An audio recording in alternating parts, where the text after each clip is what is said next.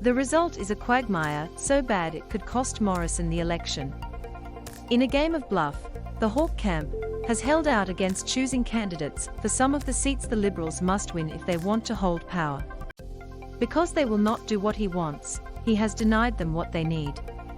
There is no Liberal candidate for Warringah to take on Zali Steggall in what was always going to be a difficult fight. Those who know the area believe it is now too late. They say the government has gifted the seat to the independent MP. There is no Liberal candidate to stand against Zali Steggall in Warringah. Credit Renee Nowytarger There are no Liberal candidates for Eden-Monaro on the south coast, Dobell on the Central Coast and Parramatta in Western Sydney. There is not even one for Hughes, usually a safe Liberal seat in southern Sydney. It is almost a full year since the sitting MP, Craig Kelly, quit the Liberals to join the United Australia Party. It is unforgivable, says one Liberal. The reason for the delay is that nobody can agree on what to do about the party's safer seats. Hawke is being challenged by a Conservative, Michael Abrahams, in his seat of Mitchell. Environment Minister Susan Ley is under threat from another Conservative, Christian Ellis, in her seat of Far. There are moves against a leading moderate, Trent Zimmerman, in North Sydney. The time for a settlement was early last year. This column wrote about the problem in May. Instead, Morrison and Hawke allowed everything to drift.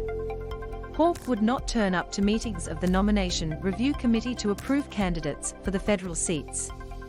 Without formal approval, the party could not open pre-selections. It was an impasse. It is all about Alex Hawke wanting to make sure he does not have a pre-selection, says one Liberal. Guess why? Because Hawke could lose. Morrison has been forced to choose between the rights of branch members and the fate of his close friend. He has backed Hawke. If Liberal candidates are chosen too late to run the campaigns they need to win marginal seats, the party will be blaming the Prime Minister. Hawke thought he had a solution 1 week ago, when the state executive was asked to back a motion that would endorse him in his seat along with Ley and Zimmerman in theirs. The executive rejected it by 16 votes to 7. The Hawke camp does not have the numbers. Loading federal intervention may be the solution. Morrison and Hawke could suspend the usual business of the state division to force an outcome. Many think this has been Hawke's endgame all along. But one of the Conservatives, Matt Kamenzuli, is said to be ready to go to the Supreme Court to block a takeover. The best thing that Morrison could do is let the pre-selections happen, says one Liberal who is furious at Hawke and his boss. There are people in the party who will not work on election day for Morrison. He has trampled over their rights. And, more to the point, he has let Hawke run amok.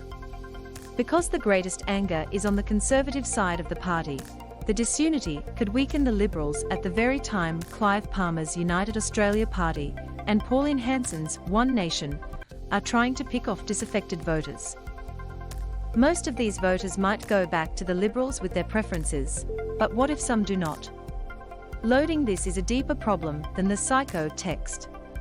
John Howard was branded a lying rodent in a leaked remark from a fellow Liberal in September 2004 and went on to victory at the election 1 month later. The Liberal said to have made the remark, George Brandis, denied doing so in a statutory declaration. So, Morrison might survive the personal judgment. But will he survive the open warfare? This is not madness, just politics, even when they can look the same. Sometimes in politics a fevered mentality drives party members, officials and their elected members to put their rivalries and hatreds ahead of their collective fortune. The contest for internal power takes priority. Their grievances grow too great.